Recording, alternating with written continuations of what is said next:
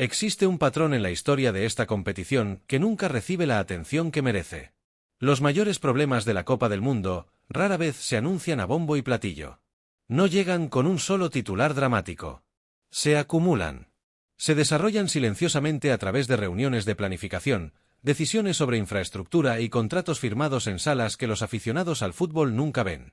Y para cuando el mundo del fútbol en general se da cuenta, los problemas ya están integrados en la estructura de un torneo que costará miles de millones de dólares y llegará a miles de millones de personas.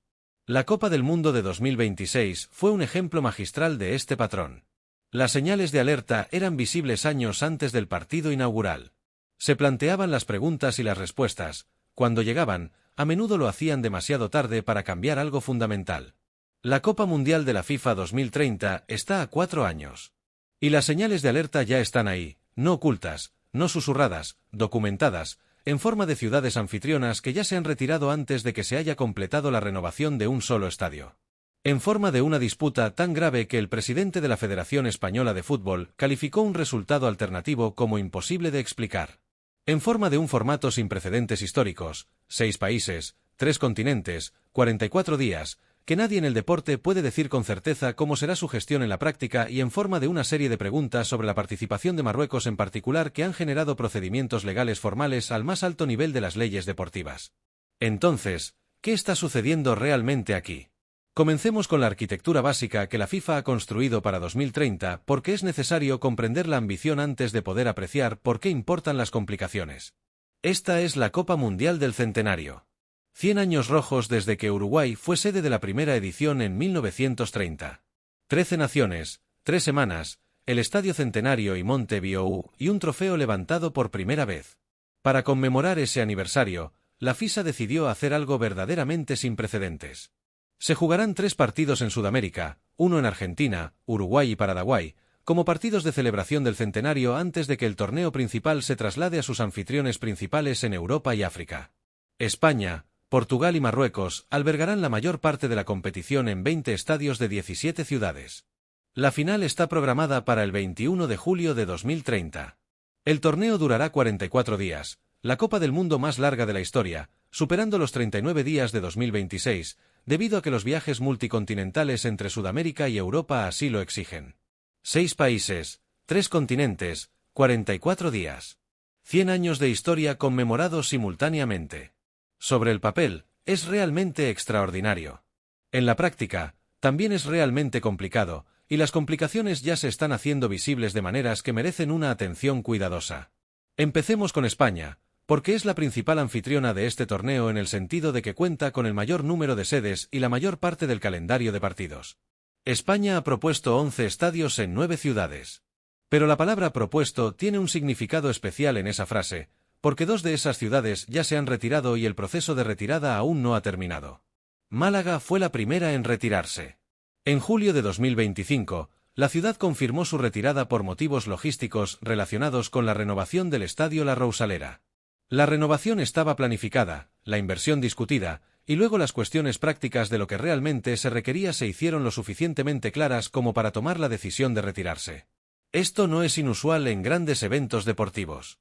La planificación de infraestructuras es realmente compleja, y las ciudades a veces descubren durante el proceso detallado lo que no comprendieron del todo durante la fase de candidatura. Lo que lo hace significativo en el contexto de 2030 es el momento. Esta decisión se produjo años antes del torneo, cuando se supone que la planificación está en su punto más sencillo. Si las ciudades se retiran en esta etapa, no es descabellado preguntarse cuántas más podrían llegar a la misma conclusión antes de 2030. A Coruña siguió el ejemplo en marzo de 2026. El alcalde y el presidente del Deportivo La Coruña, el club cuyo estadio era la sede propuesta, hicieron un anuncio conjunto. Se retiraban como ciudad anfitriona debido a los costes de organización. Los detalles son reveladores. A Coruña tenía planes para modernizar el estadio de Riazor y adaptarlo a los estándares exigidos por la FIFA. Esos planes eran reales. El problema radicaba en la financiación. El coste de albergar el Mundial, de cumplir con los requisitos de sede, infraestructura y operación, resultó demasiado elevado para las limitaciones financieras de la ciudad. Una ciudad costera, un club de fútbol histórico, un estadio con carácter e historia propios, fuera del mapa de 2030 porque los números no cuadraban. La Real Federación Española de Fútbol actuó con rapidez para cubrir ambas necesidades.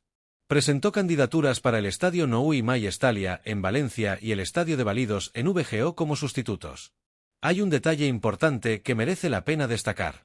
Ambos estadios ya habían sido presentados en rondas anteriores del proceso de licitación y habían sido rechazados por la FIFA, precisamente porque su inclusión habría elevado el número total de estadios españoles por encima del máximo de 20 permitido para todo el torneo. La federación ahora busca incluirlos como sustitutos. La FIFA tomará la decisión final. Pero el hecho de que las sedes candidatas a la Copa Mundial sean ya evaluadas y rechazadas una vez añade una capa de complejidad procedimental a un proceso de planificación que ya gestionaba dos retiradas. Y en San Sebastián, algo aún más inusual. Los residentes de la ciudad escribieron directamente a la FIFA en abril de 2025, solicitando ser excluidos como ciudad sede. No las autoridades municipales, ni los residentes de la Federación de Fútbol.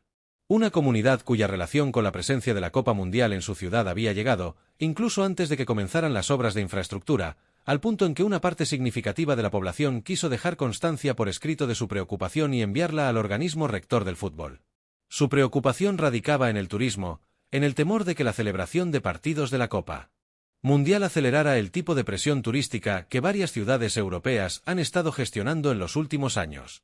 San Sebastián es una ciudad hermosa, relativamente compacta, con un fuerte sentido de identidad propia. La idea de que se convirtiera en un nodo de un evento futbolístico mundial de 44 días generó en algunos residentes una reacción que el análisis del sector turístico que respaldaba la candidatura claramente no había previsto del todo. Ahora bien, esta es la historia que subyace a todas esas complicaciones con la sede, porque una disputa sobre dónde se jugará la final del Mundial de 2030 es, en cierto modo, el conflicto más revelador de todo el proceso de planificación hasta el momento. No porque involucre más dinero, sino porque expone de forma más directa la tensión en el corazón de un acuerdo de sede entre 6 naciones, donde los 3 anfitriones principales tienen diferentes niveles de poder institucional, diferentes relaciones históricas con esta competición y diferentes ideas sobre lo que el torneo debería ofrecerles a cada uno. España fue sede del Mundial de 1982. Tiene el Santiago Bernabéu, el estadio del Real Madrid, uno de los estadios de fútbol más famosos del mundo, recientemente renovado con un nivel de sofisticación técnica que pocos estadios en el mundo pueden igualar. Tiene el Compu, el estadio del Barcelona, cuya historia y magnitud hablan por sí solas.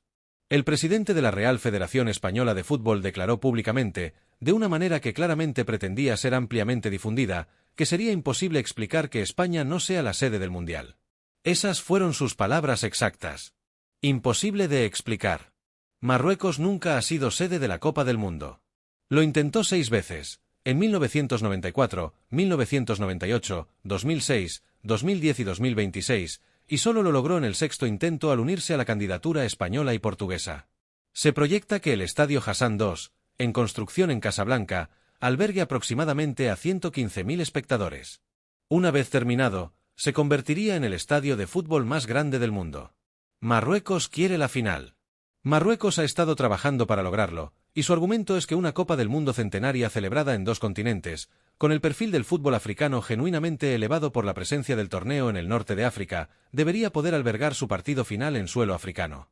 Esta disputa es real, institucional y aún no se ha resuelto. La FIFA ha declarado que la decisión final sobre la sede recaerá en la FIFA, una declaración del presidente de la Federación Española que reconoció, al menos implícitamente, que ni España ni Marruecos pueden decidir unilateralmente. Pero la brecha entre lo que España considera obvio y lo que Marruecos considera su derecho no es pequeña. Será necesario resolverlo mediante un proceso formal antes de 2030. Y las declaraciones públicas de la directiva de la Federación Española sugieren que ese proceso no será sencillo. Luego está la dimensión marroquí, que va más allá de la cuestión de la sede final.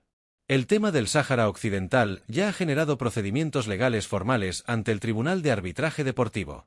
Las camisetas de la selección marroquí de fútbol han mostrado un mapa que incluye el territorio en disputa del Sáhara Occidental. El Tribunal Deportivo dictaminó que usar una camiseta con un mapa de un área en disputa constituía una infracción de las reglas. Un fallo que tiene implicaciones directas para la cuestión de cómo el papel de Marruecos como anfitrión en 2030 se relaciona con el estatus no resuelto de larga data de un territorio que tanto el gobierno marroquí como otros actores internacionales reclaman de diferentes maneras. Es un tema espinoso, como lo describió un importante periódico. Y es espinoso precisamente porque coloca una cuestión de disputa territorial directamente dentro del marco de un torneo de fútbol que la FIFA promueve como ajeno a tales disputas. Piense en cómo se ve el panorama completo cuando se consideran todos los elementos en conjunto. Un acuerdo de organización en 6 países con una duración de 44 días que no tiene precedentes en la historia del deporte.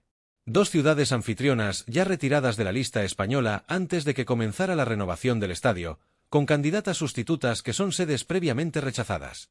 Una tercera ciudad anfitriona cuyos residentes han solicitado formalmente ser excluidos. Una disputa entre las 2 naciones anfitrionas más grandes sobre dónde se jugará la final. Un fallo judicial sobre la imagen del mapa en la equipación que se superpone directamente con las reivindicaciones territoriales de una de las naciones anfitrionas. Y una propuesta de expansión a 64 equipos planteada por Quille pero no adoptada que, de haber tenido éxito, habría llevado la magnitud del torneo aún más allá de cualquier cosa que el deporte haya logrado anteriormente. La comparación histórica más importante aquí es el propio 2026. Los problemas de planificación de ese torneo eran visibles años antes de que comenzara la competición.